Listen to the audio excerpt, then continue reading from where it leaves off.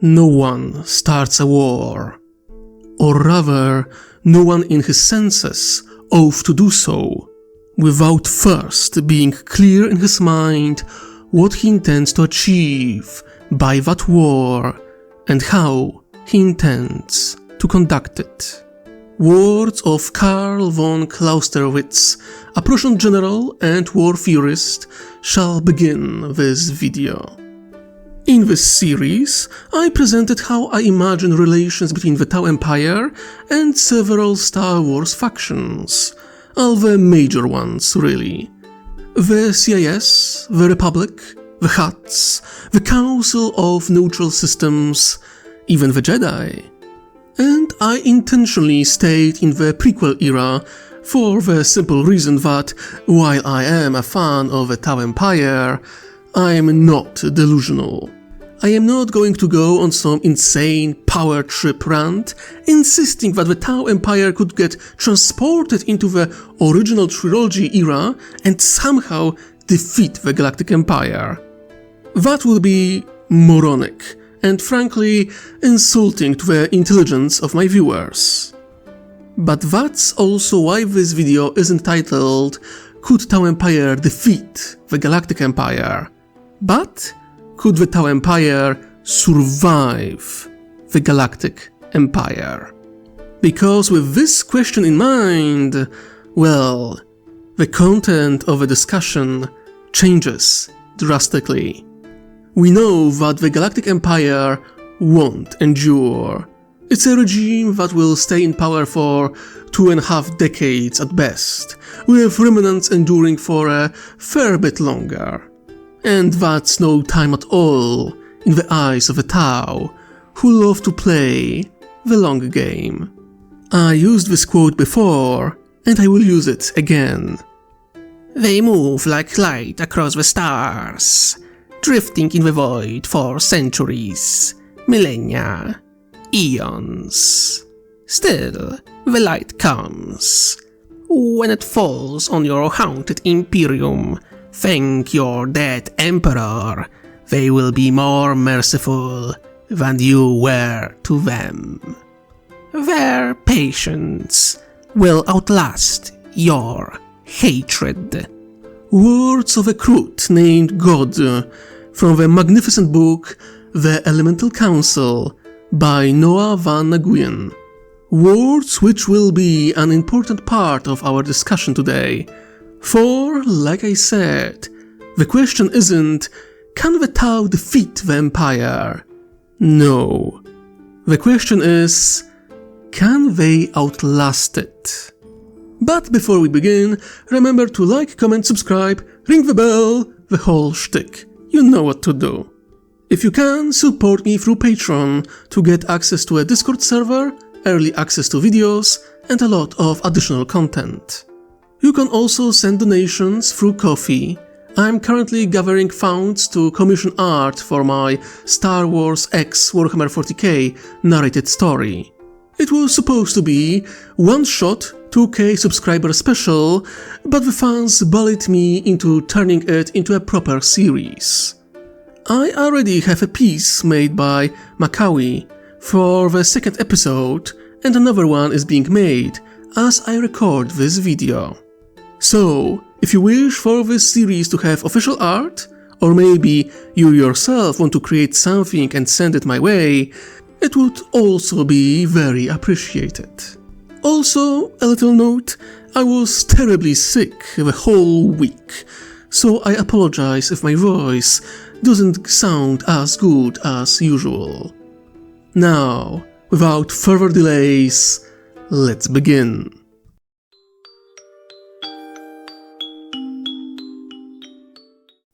So, let's remind everyone about the scenario. The Tau Empire, just before the launch of a fourth sphere of expansion, gets transported into the Star Wars galaxy right here, 5 years before the Clone Wars.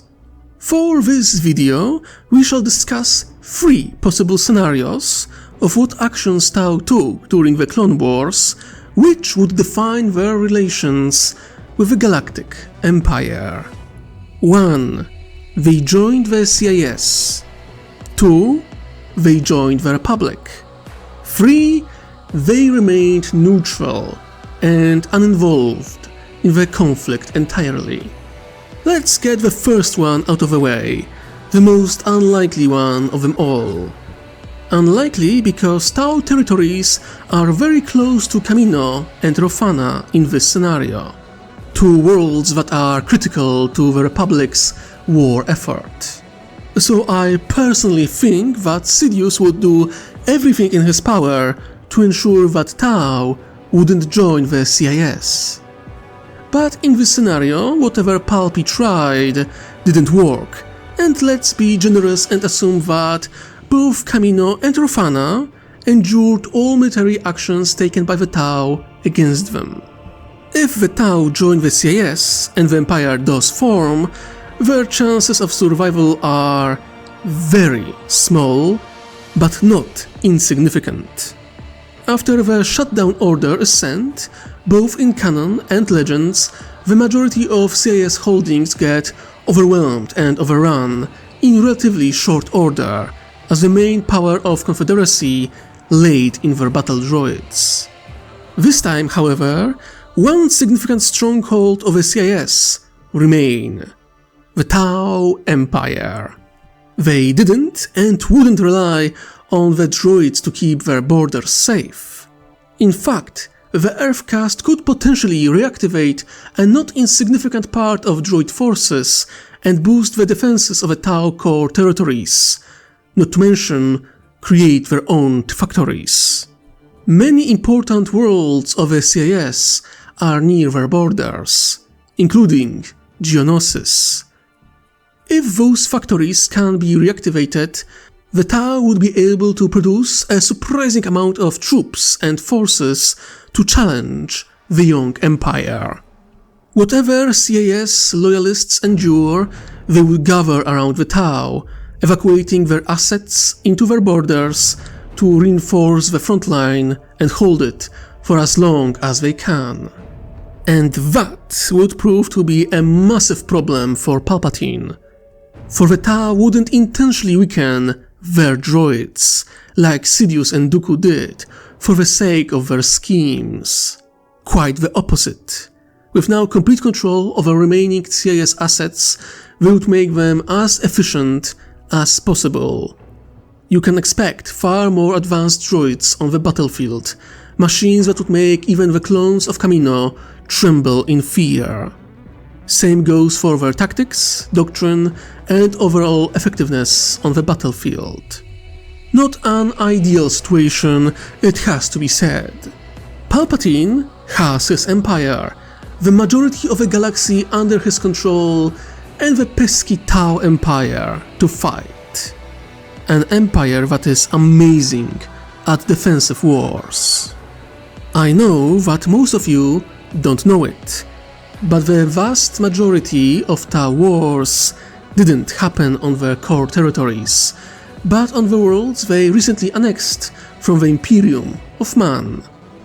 For example, the Damocles Gulf Crusade, a campaign that lasted 3 years, was a bit larger than people think. I know that you will find information that the crusade was small, but I'm afraid this data comes from before the entire crusade was rewritten by Phil Kelly, who, despite being a mediocre writer at best, is currently the writer of the Tau Empire as a faction. So sorry, but his version of events stands above the ancient lore of Stars of Damocles. And in that version, not insignificant Imperial Crusade invaded the Tau Empire. They swept through recently conquered by the Tau human worlds and then faced one of the major Tau planets, a sept world of Dalith. And they were stopped there. Several companies of Astartes, 2 of which were of famous Ultramarines, attacked that world. They were backed by the Imperial Guard, Skitarii, Knights, even mighty Titans, and yet their forces were grinded to a halt. And when they needed reinforcements, they were informed that a new, bigger threat, the Tyranids, arrived in the galaxy, so they signed a peace treaty with the Tau, who allowed them to retreat unharmed, which was preferable to retreat while under fire. The Damocles Gulf Crusade is the only, let me repeat that, the only time a major Tau Sept world was directly threatened by the Imperium of Man. All later wars happened on the outskirts of both empires, and they reached newly established minor septs at best. The only other factions that threatened the core territories of the Tau were the Orcs and Tyranids, and they were both pushed back. So canonically, the greatest organized military in the 40k galaxy, the forces of the Imperium of Man, failed to capture a single major Tau Sept world, when they had hundreds of space marines on the surface. And now, we put the Galactic Empire in extremely unfavorable position of trying to take down the Tau Empire by themselves. Could they do it? Most likely, they don't lack manpower or industry to commit to that kind of war. It's a common cry from Imperium fans. If the Imperium just mobilized properly, they could crush the Tau in one crusade! And sure, maybe. But that's like saying, if all Orcs united, the Imperium would fall. Or, if a full Tyranid hive came knocking, nothing would survive. Or, if the Necrons awoke fully and in sync, the galaxy would be theirs. You know what all those scenarios have in common? They never happen, because they can't. That flaw, that inability to gather 100% of their strength, is baked into the DNA of those factions. And that's why the whole One Crusade argument, it's built on a quicksand. The Galactic Empire, on the other hand, can mobilize enough forces to take down the Tau Empire. And while there is corruption, inefficiencies, and the Galactic Empire has a lot of flaws, I think that in terms of logistics at least, they are better than the Imperium of Man. But while they do have resources and manpower, they lack experience of the Imperium of Man. Even with the experience gained from the Clone Wars, they simply aren't that good at waging war. And now they don't have space wizards with plasma swords to give them an unexpected victory when everyone expected a defeat. Hell, some of the Jedi survivors might have escaped to the Tau Empire and re-established their order there, adding another impressive asset to the Tau military strength. I hope with that information in mind, you realize that despite what some people think, the war between the Tau and the Galactic Empire wouldn't be a cakewalk. We are talking Trench Crusade type of scenario, in fact. The Tau would fight over every planet they can, they would grind enemy forces into dust. They wouldn't surrender after the fall of planetary capital. That's Star Wars logic, to which Tau do not subscribe to. The only reliable way for the Galactic Empire to score a decisive and quick victory would be to start glassing all worlds they come across. Yes, I know about Base Delta Zero. No, it wasn't common or used on the scale we are talking about here. All Star Wars fans who know that bit of lore, please calm down and pull your pants back on. We don't want you to make too much of a mess in your room. Let me rain on your parade a bit. I know that the Empire and Palpatine are ruthless bastards, but even they preferred to capture worlds in order to exploit them rather than to glass them left, right and center. They weren't the damn Covenant from Halo, for crying out loud. Destruction of a planet, even Alderaan, was for the sake of control, not annihilation. That was supposed to scare the galaxy into obeying their authority. But it didn't work. It backfired. It created more problems than it solved. Now, you tell me, you think that the Tau, who saw their worlds getting devoured by the Tyranids, would be scared because one or more of their planets got glassed?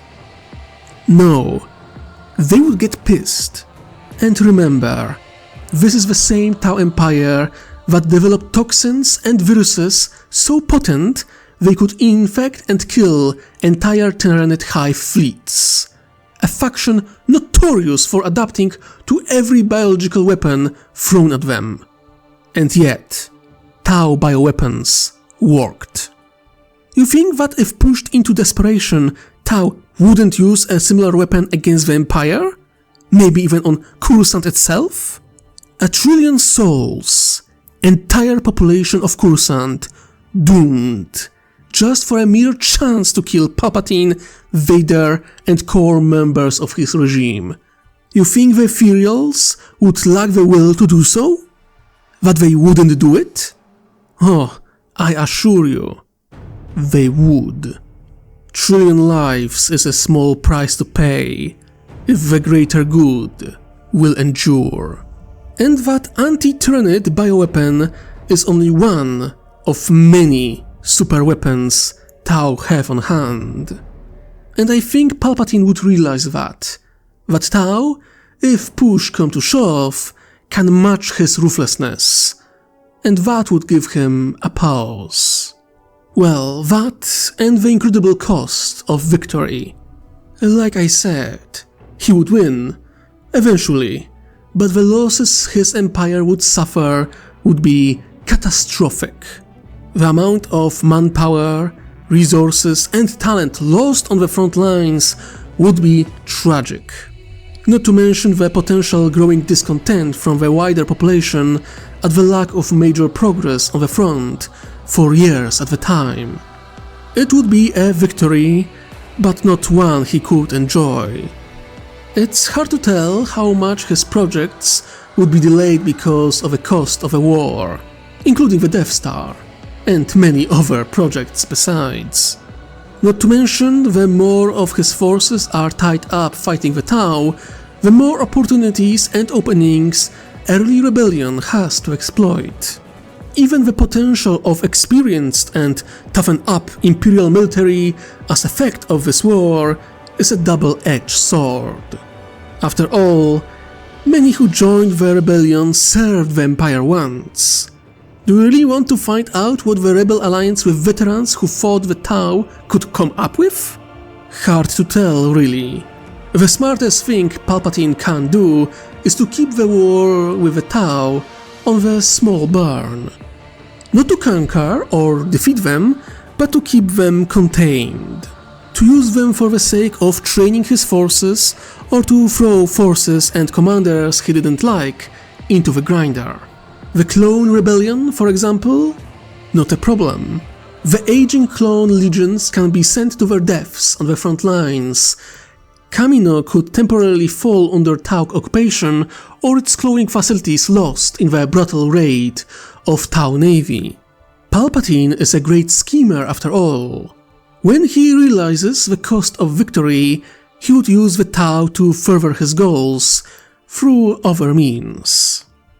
At the same time, the potential threat of this hardened Tau Empire would pose in the later stages of a galactic civil war can't be underestimated. The moment the rebellion gets support from the Tau, the entire conflict becomes far more brutal than before. So to conclude this scenario, either the Tau Empire falls, leaving the Galactic Empire with a bloody nose and a couple broken bones, which most likely would leave them vulnerable to rebel attacks. Or we go full all quiet on the Western Front, with more than 2 decades of stale warfare, where the Tau can't hope to meaningfully strike back against the Empire, when the Empire pays a price to keep them contained, only to pay dearly when they lose the ability to do so, as the Civil War begins in earnest. Overall, not the best scenario for the Tau. They are either destroyed or they stand, half broken but victorious after 2 decades of unceasing war. Scenario 2. Tau joined the Galactic Republic in the war against the CAS. Here the situation is far simpler. The war ends with the Tau standing as an ally to the newly born Empire. The Tau would play ball with Palpatine. They would, similarly to the corporate sector, buy off some of the excess of Clone Wars equipment. With only 8 years between Tau arrival and the birth of the Empire, the number of hyperspace vessels in the Tau Navy would be limited, so they would fill the gaps with Venators and even Victory-class Star Destroyers from the Empire. They would also buy a lot of CIS equipment, especially droids, maybe even a full factory. Tau aren't idiots. They would see writing on the wall that their current status as an ally to the Imperial regime is only temporary. They would prepare as best as they can, probably go full Operation Paperclip and try to secure some of the CIS scientists and engineers to gain some kind of technological advantage. Oh, and they would hunt Jedi, officially at least. Handing some of those warrior monks to the Palpatine would probably buy them some time, a small price to pay for the sake of the Empire. But the time would run out, eventually. Sooner or later, the Empire would try to give them orders and make demands. Some would be tolerated, many wouldn't. The break in the relations between the two can't be avoided. I doubt it would turn into open war straight away, but rather a form of a Cold War. The Tau would attempt to quietly undermine Palpatine, probably be silent and invisible supporters of early rebellion, and Palpatine in turn would try to shatter their empire from the inside. Sooner or later, the Cold War will go hot, but the Tau would be in a better position compared to the first scenario. This time, the Tau were preparing, foreseeing that their alliance with the Galactic Empire wouldn't last. They would entrench themselves well and place agents and sleeper cells all over the galaxy to be ready when the time is right. So, as the Civil War starts gaining speed, a full-blown war between the Galactic Empire and Tau Empire erupts. Rebellion is far better equipped and supplied thanks to their Tau supporters. They have safe harbors to retreat to, make repairs, gain reinforcements, or even train outside the reach of Palpatine and his forces. In this scenario, we end up with a far stronger rebel alliance, and with a good portion of Imperial military tied up on the front lines with the Tau, grants the rebellion even more opportunities, ensuring that the Palpatine regime would fall far quicker than before. In this scenario, Tau have a relatively high chance of survival. Every year Palpatine gives them to prepare increases their chances of survival. Every fortification, defensive platform, fleet, army, planetary shield they create gives them a better chance to endure. As long as Palpatine remains overconfident with his newfound power and is convinced that with the entire galaxy at his call, the Tau could be swept away with a single strike, the Tau can turn this conviction into a death trap. Oh, it wouldn't be easy, but I think Tau would be able to endure for far longer than in the first scenario. I'm sure that the Empire wouldn't be idle and create more devastating weapons, vehicles and vessels, but I kinda doubt they could constantly outmatch things created by the Imperium of Man or outnumber the Orcs or Tyranids. When the Galactic Empire falls, the Tau can emerge as a superpower in the Outer Rim, most likely carving out a nice chunk of a galaxy for themselves. The post-Empire era, with young New Republic, Imperial remnants, the Huts and the Tau Empire, would be very interesting and honestly a fun scenario on its own. Now, the last scenario, where the Tau remained neutral. And this one is actually quite shitty for the Tau.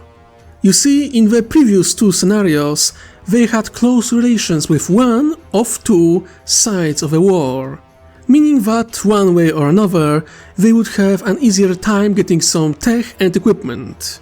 Remaining totally neutral through the entirety of the Clone Wars means that while Tau don't suffer losses, they also didn't get any major gains either.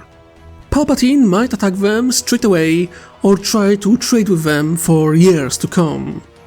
The best thing Tau could do in this scenario is to announce the policy of isolation and cut themselves off from the rest of the galaxy, quietly develop and adapt new technology, but overall stand away from the struggles of a Sky River galaxy.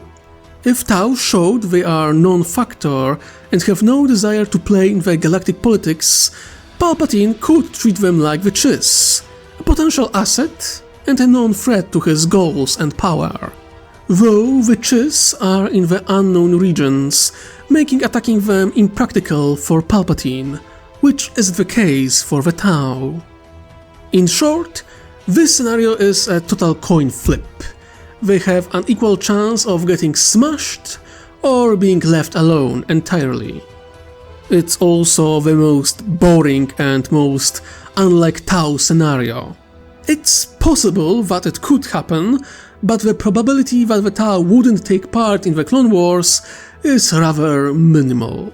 As I said in the previous video, ironically titled Tau Empire would be neutral during Clone Wars, I very clearly stated that I meant temporary neutrality. I don't see the Tau staying out of a conflict, or not being forced to join it, one way or another. So this is the most unlikely and the most boring of three scenarios. Now, I usually would stop the video here, but I would like to expand upon the very idea of a war between the Tau Empire and the Galactic Empire just a little bit. Because it would be a very different kind of war compared to the Clone Wars. And there are few very interesting things about it. First of all, it would be the first major war in something like 1,000 years when an army made out of citizens of a galaxy would go to war on a such scale.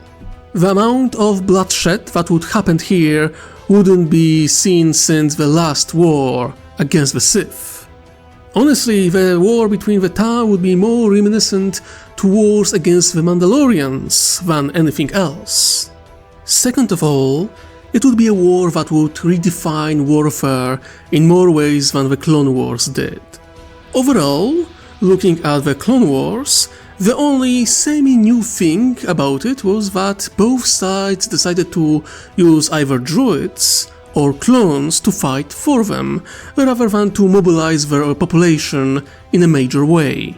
The war with the Tau Empire would push militarism to its limits, and you can expect drastic changes to both ground and naval warfare, as well as equipment used by those forces. Thirdly, this war would absolutely ruin Wilhuf Tarkin. Think about it. Palpatine doesn't tolerate failure, neither does Vader, and Tarkin doctrine cannot endure the clash with the Tau. Rule through the fear of force was the main idea behind this doctrine.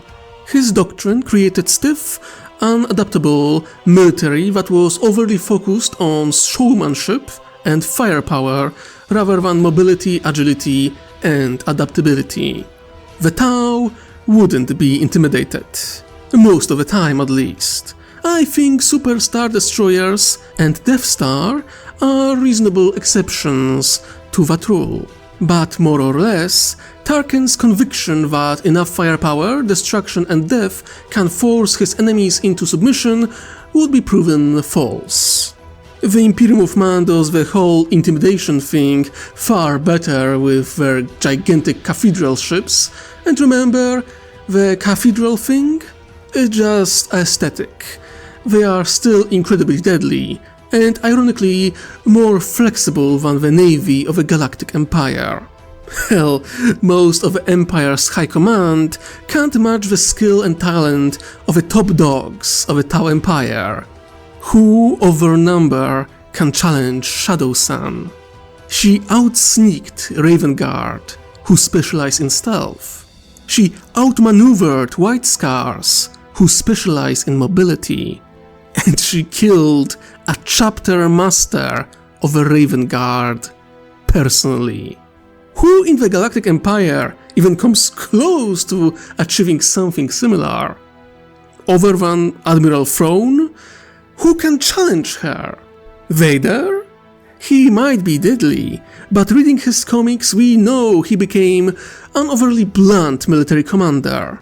The finesse of Anakin Skywalker was no more, just like most of his skin, limbs and healthy relations. But I digress. Shadow Sun, or any decent Tau commander, would fold Tarkin like an old uniform. He got his position more because of his psychotic nature that was to Palpatine's liking, rather than his military talent.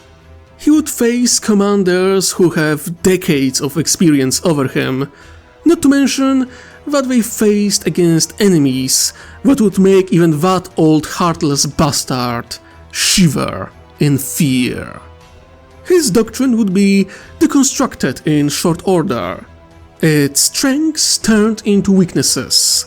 Its weaknesses turned into gaping holes which Tau would brutally exploit. With enough defeats behind his belt, Tarkin might be the one choked to death by Vader. That is, assuming that good old Sheev wouldn't rescue him. He grew fond of Tarkin after all. And with all the Force lightning that was reflected straight into his face, and most likely brain, I honestly doubt Palpatine's ability to make rational decisions.